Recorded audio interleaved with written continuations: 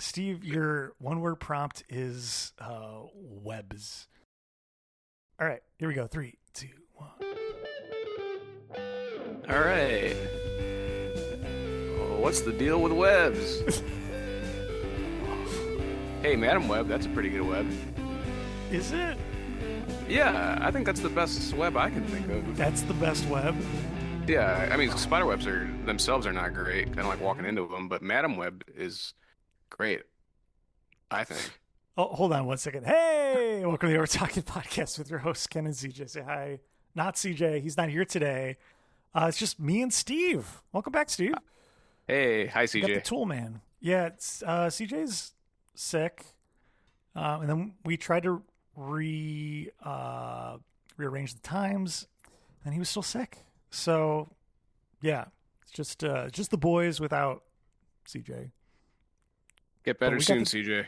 Yeah, feel better. But we got the Toolman, the next best thing. And hey, we're talking about something that I know a lot about that is not a Fast and Furious movie. So I figured that we're in good hands here.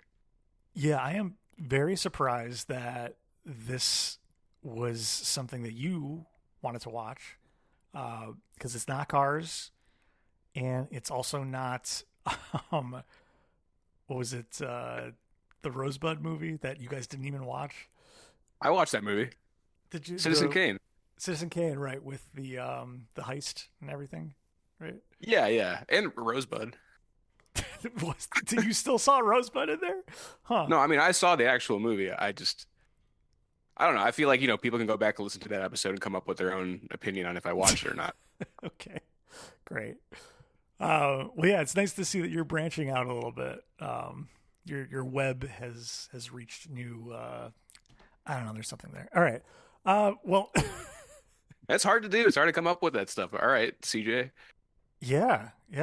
Hats off to CJ. I've tried it a couple times on these episodes, and it's not easy.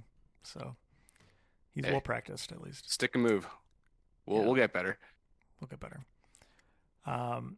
Look, we're gonna take a quick break, and then we'll be right back. I know we've only been on for like 1 minute, but we'll be right back to talk about. I didn't even say what the movie is, did I? Spider-Man 3.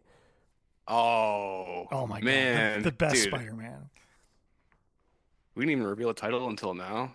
Man. I'm totally thrown off without CJ here. I know. I don't know what's going on. It's very strange. Okay, we'll be right back. Regroup. And we're back on the Overtalking Podcast. No CJ, but we got the Toolman Steve here to talk about Spider-Man 3. Steve, I'm going to put 30 seconds on the clock for you to describe what Spider-Man 3 is about for someone who's not seen it, which I feel like a lot of people have probably seen this, but anyway, ready, go. All right, so I think to understand this movie, you had to have seen Madam Web. So Madam Web, what's her name? Dakota Johnson. There's a scene where they're asking Emma Watson, like, "Oh, you realize she's going to be Spider-Man's mom," and then they're guessing what the baby's name is, and it ends up being Peter Parker. But then he ends up doing 3 Spider-Man movies. What? Okay. Yeah. Yeah, I mean, it is a Venom Web is a prequel for, I guess, any of the Spider-Man movies. Correct. And a crucial movie to watch. I don't think people really understood these movies when they came out. Yeah, I don't know if it really unlocked anything for me on this watch, but that is an interesting take. Hey, this is my first rewatch since I've seen Madam Web. Okay, yeah, me too. And it has unlocked a lot for me. Okay. Well, we'll have to get into that in a bit. I'm curious because I know that you had at least CJ over to watch this recently. Why did you pick Spider-Man 3? Had you seen the other 2 recently?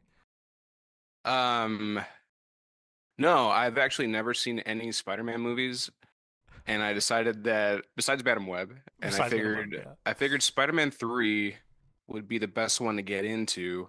Because I heard from people it has the right amount of villains, and it has a really cool dance montage. That's what I had heard from people. So I didn't even know who Tobey Maguire was, besides the movie Seabiscuit. which I think most people know him for. So then I figured I might as Right. well watch Spider-Man 3 because I'm caught up in the continuity because I've seen Madam Web, so I'll at least understand. I might not even need to watch 1 and 2 to get into it.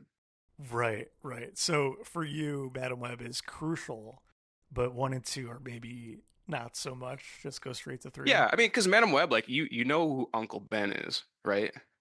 And then you Right. know who Spider-Man's mom is, and I think those are like two of the most crucial people in Spider-Man's life. Yeah. And Yeah. I've never seen a movie where Uncle Ben dies. Allegedly, he dies, and that's really important for his development. But I think Spider-Man 3 is like, cut a lot of that fluff out, get right to the good stuff.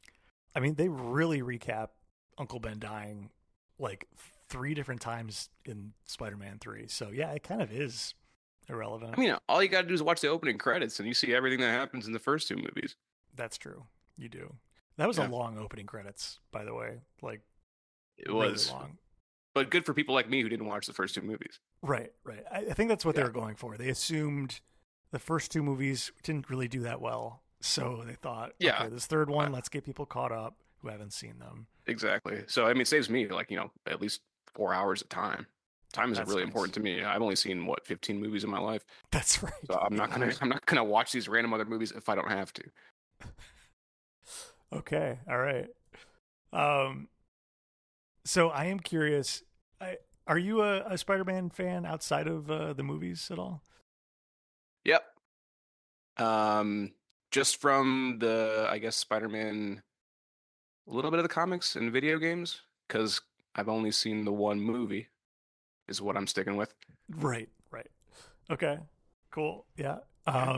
Did you play the new Spider-Man video games? I played the first one for Okay. PS4, and I loved it. And I have played a little bit of the second one, but I have not beaten it. Okay. But the first one, I thought the plot and the gameplay, or the plot of the Spider-Man for the PS4 was like amazing, like so good. Yeah, I just finished Spider-Man 2, like this week, and that one's excellent as well with the story. I won't spoil anything. Yeah, very very good. Need to do that because definitely not gonna watch the other movies, but I'll get into the games. You got to fill in your time somehow if you're not gonna, branch out. What's your experience with all the movies? You've seen them all, or just 3 like me? No, I did see 1 and 2, but not before the Toby ones. Viewing the Toby ones, yeah. Okay. I've not seen any Andrew Garfield ones. There's another 2 movies after this, just so you know. I don't know if you were aware. This movie ended Tobey Maguire's Spider-Man because I don't know if you know this, but like people didn't really like this movie that much. Yeah, that's weird. Yeah. You think it was like Spider-Man fatigue or something? Once you hit 3, people are like, I've had enough. Yeah, maybe. I'm not going to spoil my review, but like I didn't have any Spider-Man fatigue, so maybe that's the way to do it. Is just to go directly to 3, and then you're not like worn out of it. That's what I'm saying. That's why it worked out. Yeah. Okay, so you're saying there was these 3, and then there were even more Spider-Man movies. There were 2 where Andrew Garfield was Spider-Man. I didn't see those. And then Tom Holland is Spider-Man currently, maybe. Oh, that's the guy from that Uncharted movie with Mark Wahlberg. Yes, that's what he's best known for. Yeah. Okay, cool. Yeah. Got it. Okay. Okay. And that guy did 3. Several. Yeah. Interesting. And a bunch of crossover stuff because that's how movies work now. Sure. And I'm surprised he wasn't in Madam Web. Or maybe he is as a baby. I don't know. Madam Web seems like it would be crucial to all of those because it's part of the multiverse, right? True. Yeah. We don't know which universe that one takes place in, but so you're saying the Andrew Garfield guy only did 2 movies? As far as I know, yeah. And Tom Holland did 3. So I might just watch the other Spider-Man 3. Okay. Because then the first 2 Tom Holland's movies would be all the fluff, and I can get right to the good stuff. Right. Yeah, that would be interesting. Maybe we'll do that next time. Get your take on just that one. I can't even remember which one that is, but That's how good they all are. Is that they all just blend together in my mind and have no distinction. Hey, that's good. That's good. Yeah, yeah. All right. Well, I am curious about what you thought of Spider-Man 3, the one that we just watched. So I mean, go it's for it.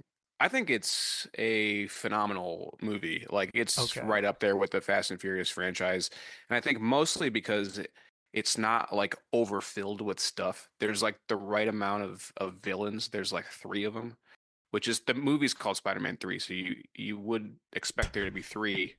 Right. And then obviously Venom is a big Spider-Man villain. They didn't rush him at all.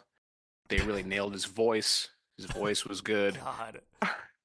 They made him nice and small like he is. Very, very small, very wimpy sounding. Yeah. Played by the guy from that '70s show who's very intimidating. So I thought that was handled well. Yeah. And then you have James Franco, who I think is great. He huffs that goblin gas and turns into Goblin Jr. Yeah. And I mean, he's in some great scenes. I don't know. We want to go all the way out of order here, but on the viewing that we had together, the scene where he starts getting Mary Jane to like say that she doesn't love Peter and stuff anymore and sabotaging him. And then he's in that diner eating that slice of pie. And the waitress is like, "How's the pie?" And he's like, "So good." And he winks at Peter. That's an incredible part of the movie. That's such a good thing. And then that sets Peter off into this really dark and serious path. Very serious. Yeah. Definitely no. I'm not even sure if it's tongue in cheek, but any weirdness or anything like that. Just a dark time. Yeah, it's that usual trope where someone starts turning to the dark side and has to dance about it. That's right. They have to dance about it. They have to go to jazz clubs and dance some more. Yeah. And just point at people on the street. And you don't know. We were talking about that when we were watching it. We're like, we don't know if these girls that are seeing him dance either love it or hate it because you have really mixed reactions. Some of the girls are like, "Oh, I'm so into this," and other girls are like, "Disgusting." Yeah, so some of them are like, straight up like, "What the fuck are you doing?" Yeah, which is that's the normal reaction. Yes, but like I think a couple of the girls were like, "Oh, yeah." I'm like, some of these people like it. I didn't remember them reacting in such a like. Most of them, it seems to me, reacted in like, "What the? Why are you pointing at me?" Yes, reaction, and that really made me like it more on this viewing. Yeah, no, it is good stuff. Yeah, I overall liked his weird dancing emo phase where he like literally pushes his hair down in front of his eyes at one point. And he does a good amount of hair flips. Yeah, when he's trying to get his job back. And he gets Topher Grace for, I guess like photoshopping his shit. Yeah. He starts like choking him up against the pictures and flipping his hair, and he's like flirting with Elizabeth Banks. I'm like, man, this guy's cool as hell. I know. People must have been going nuts whenever this came out, 2006, 2007 or something like that. He must have been like the bad boy of movies. Well, we'll see in trivia if that's true or not. And yes, we are still doing trivia, even though Steve has no one to go against because I prepared it already. So we're doing it. That means I win no matter what. I think that's what it means. Yeah, absolutely. Perfect.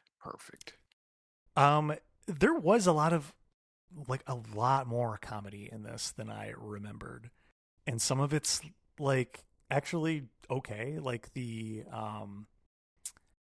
oh man, the guy from Evil Dead. What's his name? Bruce Campbell? Bruce Campbell, yeah. He's the maitre d' at the restaurant. Oh, yeah. And I don't know. Thought that kind of worked. But also it was like a strange shift into comedy as well from like a just normal superhero movie. Yeah. Wait, so how many times have you seen this one?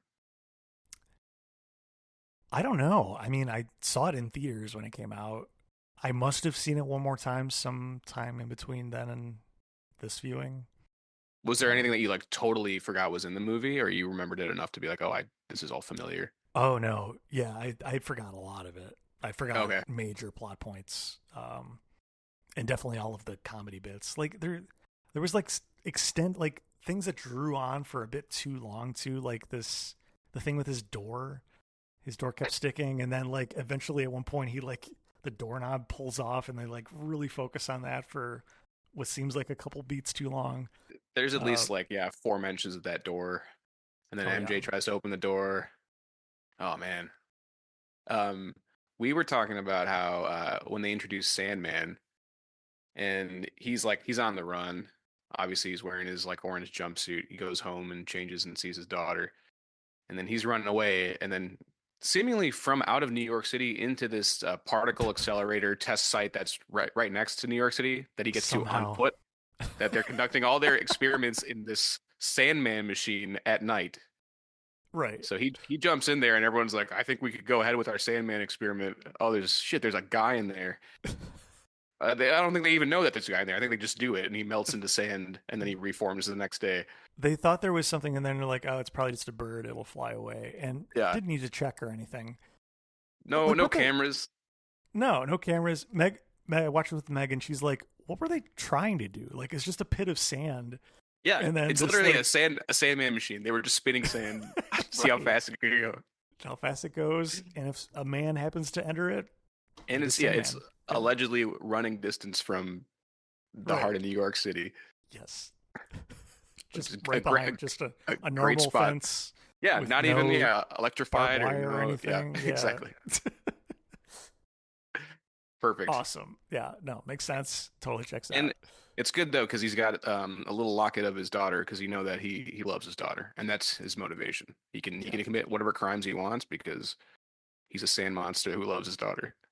God, I wrote down something, and I wrote Sandman sympathetic or not, because like at the very beginning they're like, he's like, I'm not a bad guy, I've just had some bad luck.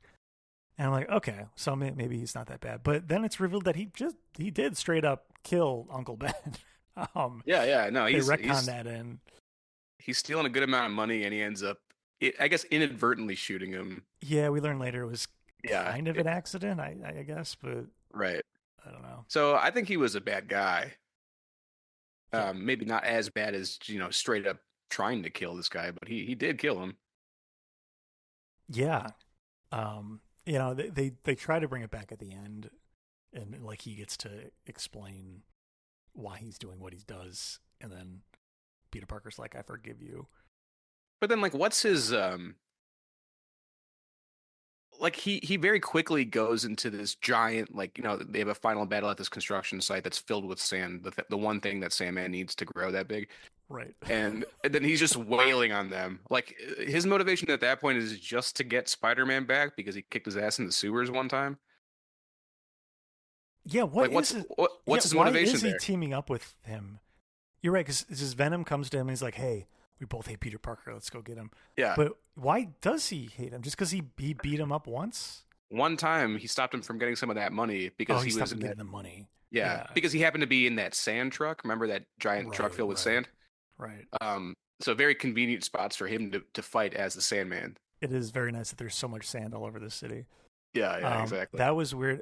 The other thing with that final scene that I found very interesting and normal was all of the people surrounding the giant sand monster fight who just wanted to hang out and watch it happen and not run away in fear or anything like that. No, and they're pretty close. And then it seems like they're cutting to like a newscast where they're just like, oh, the horror. I can't believe this is happening. This is the end of Spider-Man. And I'm like, is anyone like, even the cops and everyone are just kind of watching? I'm like, yeah. They're watching what is effectively a giant that can just smash almost an entire building. Just be right there and not fear at all. That's cool. There's some very interesting parts. The other part that was kind of weird. So like, Topher Grace or Eddie Brock, he gets burned because he tries to make these fake photos, and then he loses his job. It's very quickly, introduced, kind of hurried up, and then he's trying to pray to God in this church to be like, hey, I fucking hate Spider-Man. Can you get him for me, God? Yeah. And then he hears Toby yelling and ripping a bunch of chunks of black goo off his body. And he goes up there and this goo is just falling down and Topher Grace's like, oh, I'm gonna stick around here and look up and just kind of see I hear someone yelling in this cathedral and I'm just gonna go check it out because it's nighttime and what's the worst that can happen to me? And then he turns into a black goo monster. Yeah, and then we get the most I would say comic accurate depiction of Venom that's ever been on screen. I assume I don't know if he shows up in the Andrew Garfield ones, but yeah, very skinny and short, skinny, normal voice. Just normal, exactly normal voice. Doesn't talk in the third person like Venom. No, would. When he growls, it is at a normal voice, candor and. And it's good. Yeah. It's not like Venom is maybe the most popular Spider-Man villain, so you can shoehorn him in this last of the trilogy. That makes sense. Yeah, absolutely. Shoehorn him in. He doesn't show up until maybe the last 20 minutes of the movie. Yeah, and all of his motivations are just that. Oh, I was a big photographer guy, and right. Tobey Maguire ruined me. I just don't. So like I prayed for his downfall. Yeah. Yeah. So there's no sympathy for him because he doesn't even have like a little daughter in a locket that he can look at. Right. Peter Parker stole his girl too, right? We can't forget that. Oh yeah, that's right. Yeah. How could we forget in the beginning when he saves Gwen Stacy and both her dad and her then boyfriend are just watching and he's just taking pictures. Yeah, and doesn't seem concerned at all. He's just like, oh, I'm dating your daughter. I'm dating your daughter. I'm gonna go back to taking some pictures of her. Very nonchalant, not worried. Just, hey, what's up? I'm me. Yeah. I'm Eddie Brock. Yep.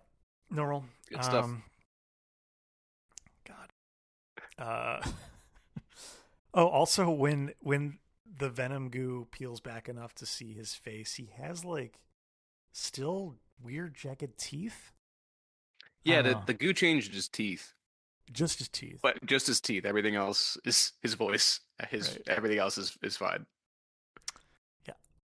Yeah, cool. They get him for one good fight at the end, but that's about it.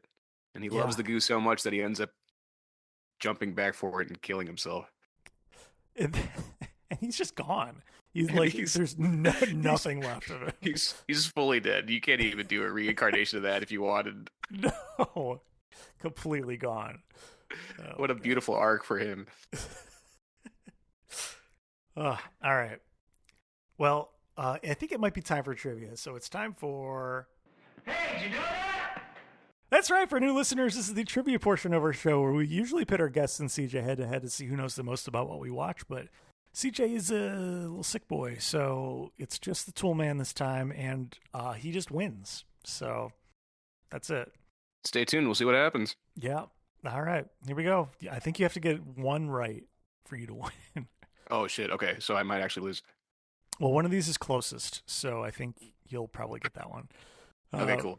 All right. True or false? Originally, the butler for James Franco was meant to be another illusion of Harry's, representing his good side to his dad's bad side. False. It's true, apparently. And we're supposed to... Well, I mean, I don't even know who this butler guy is. Was he in the earlier movies? I don't remember. Also watching this for the first time in at least 10 years. But yeah, I thought that too during the time. I was like, he's not talking to anyone else. The only person who talks to him is Harry. I was like, is this guy a figment of his imagination? But yeah, I don't know. Hey, real quick here. We also mentioned that scene where he's trying to like woo MJ and he's like, oh, go get a bunch of food. I'm going to, cook for her and play some music and stuff. Yeah. And then I think he just runs out and just gets some eggs and some peppers. That's right. That's it. Yeah. They got that huge house and that's all. They make omelets and they break them. Anyway, back to trivia. The sexiest food, by the way. Yeah. All right. Next question. So not off to a good start, by the way. Hopefully we'll get on the board at some point. How many times did they mention Venom in this movie? What does that mean? Like he's in the movie. How many times do they say the word Venom? Oh, 0. That's correct. Yeah, they do. Yeah. I don't think they ever say Venom. They never say Venom. They don't call him Venom. He's just the guy who ended up with the goo. Yeah. I don't know. It's just black goo, yeah. Yeah. Oh man, I really wanted to see the scenes they cut from this movie to make it fit. There were apparently a lot of extra scenes, but they did a test screening and children didn't like it because it was too scary. So then they added probably all of those extra cutaway scenes of just children reacting to Spider-Man. Reacting to him kissing Gwen Stacy, reacting just to everything. Really good changes. That. Good changes. Extra, really good. How many times do they refer to Sandman as Sandman? Also 0 times probably. Once. They do at least once for that. They call him. Oh, is it like a Sandman, news? I think maybe in the news or something like that. Okay. Interesting. Yeah. And that's all I got for interesting trivia. What was the Rotten Tomatoes tomato meter score for this movie in percentage? Just closest. I think you might get this one. Closest without going over? No, just closest. That I'm not gonna get it. 100. Yeah. Oh yeah. No, that is over. But am I over? You're definitely closest. So 63%, which is actually higher than I would have expected. That's actually higher than I would have thought too. Yeah. What do you think the audience score was? 70? 51%. Okay. So still higher than I would have thought, but not that high. Yeah. That's probably more. I guess the critics really liked the dancing and the audience didn't like that as much. That's what I would think. That's probably it. Yeah, that's it. Critics love musicals. They do. Yeah, absolutely. Yeah. And Letterboxd was 3.2 out of 5, which is actually pretty decent as well. So I don't know. Maybe people are rewatching it like we are and are like, hey, this is actually really good. I think this is a movie that gets better the more you watch it. I've only watched it once, but I'm going to watch it again. Okay. I might have to watch Madam Web again and then watch this now that I know like what her nephew, what's the relation? See, I gotta watch it again. I honestly don't remember. I remember there's a hospital scene and that Peter Parker's born, but I don't remember anything. Yeah. Is she related to that person? I thought that person was just there. No, yeah, I don't think they're related, but she was at her baby shower. Oh, that's right. Yeah. Yeah. Okay. Anyway, still important. It's really important. It is, yeah. I'm curious what other things you picked up that Madam Web provided on this viewing of Spider-Man 3 for you. I mean, I think it introduces you to the concept of spider people. Because otherwise, if you just go right into Spider-Man 3 without even knowing anything about Spider-Man, you're like, where are these webs coming from? Right. And how is he sticking to this stuff? Yeah, absolutely. Yeah, I don't know if they cover that in 1 and 2, but Madam Web sets up everything you need to. Yeah, exactly. Do they have webs in Madam Web? You know what? That's a good question. It's called Madam Web. I don't remember. I don't think any of the spider women use webs. I think they're all just hand-to-hand experts. Maybe in some of like the weird dream sequences, maybe they used webs, but okay. Yeah. What a good movie. Definitely required viewing. Yeah. All right. Well, I think it's time for our ratings, and I cannot wait to hear what yours is. So yeah, time for ratings. You've heard us debating. We know you've been waiting. So now it's time to hear our ratings. Ken, I think you already know what my rating is going to be. I have a very obvious rating history on this podcast. Mm-hmm. And if it ain't broke, I'm giving Spider-Man 3 a 10 out of 10. No way. Oh my God. And mostly because it checks everything I want. I said this before, but like Spider-Man 3 villains. Tobey Maguire, I've seen him in Seabiscuit. He's really good in this one. Venom is the best interpretation you're going to get of that character, and it just continues right off where Madam Web leaves off. So, like, what else do you want? Yep. Yeah. Yeah. Okay. And I'm really curious about your rating because, like, I'm curious how you could give it a lower score with everything that I've just justified it with. Yeah, I hadn't. So going into this, I hadn't considered the additional context that Madam Web provides to Spider-Man 3. Having that said, I think for me, I don't know what. Okay, all honesty, I don't know what to think of this because this viewing actually thought like this is kind of funny. Like it's approaching it from a you know what you're getting into kind of standpoint. Yeah. If you've seen this before, it is funny, and there are like legit comedic parts of the movie, and then the things that aren't meant to be comedic are because they're so let's just say unique. It checks some of those Madam Web style boxes where it definitely that's not supposed to be funny, but it is very funny. Yeah. I don't think I can give it a 10 though, Steve. I'm sorry. That's okay. That's okay. Maybe like a 9, like you would give like a Tokyo Drift level movie. Oh wow, yeah. I had to consider comparing this to Tokyo Drift. Wow, did I fucking give Tokyo Drift a 9?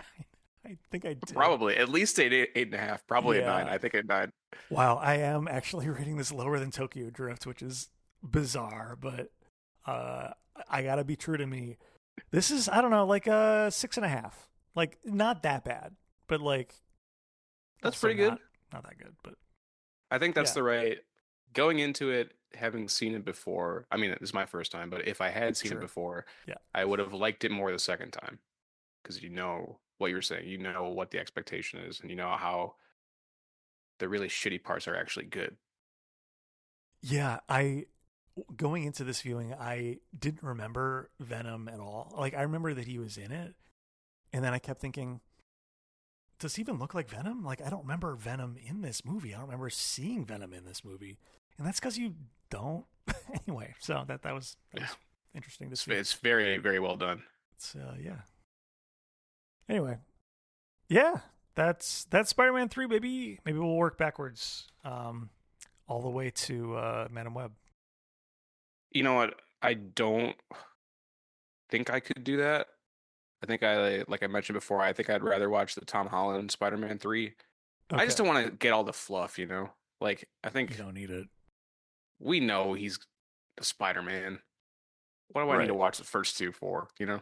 Yeah. What's he doing? What's he doing in those movies? Who cares? And I'm sure Tom Holland Spider-Man 3 has a 10-minute long opening sequence that recaps the first two movies anyway. So yeah, most movies have a good long opening credits where it just it tells you everything. If anything, I'd want to see more of Spider-Man's mom being pregnant.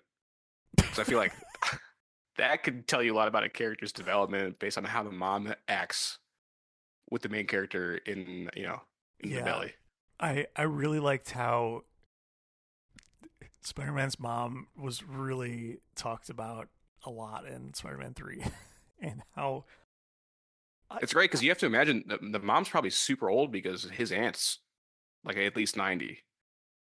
She's very, very old.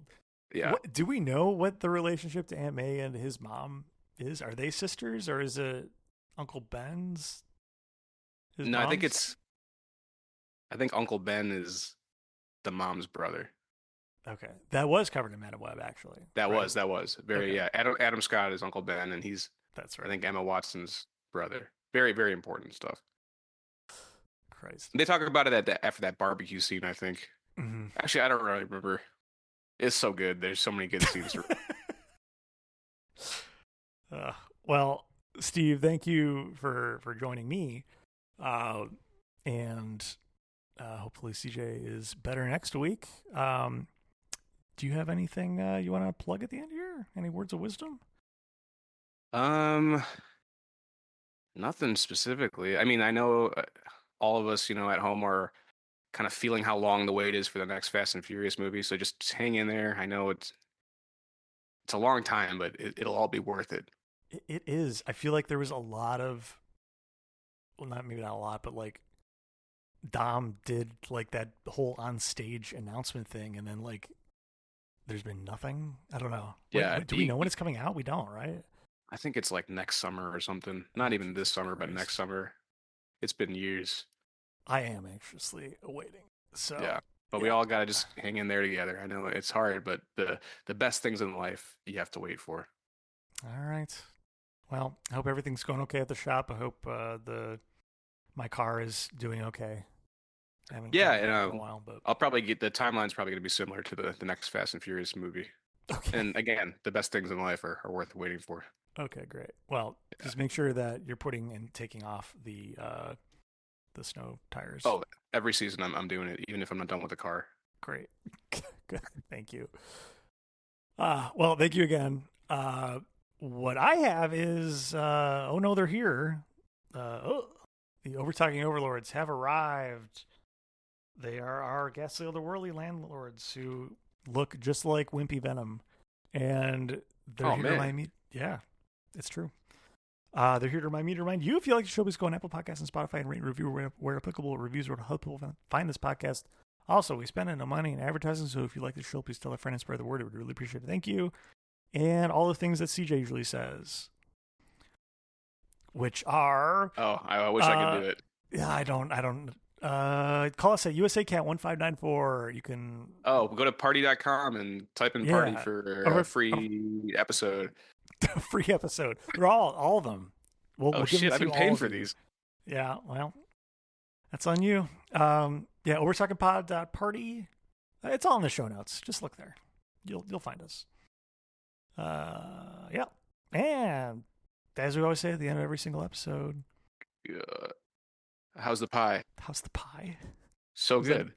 Come on, that's the most important line from the movie. Did they say that in the movie? When did they say that? Oh, Ken. When he's eating the pie. Bye.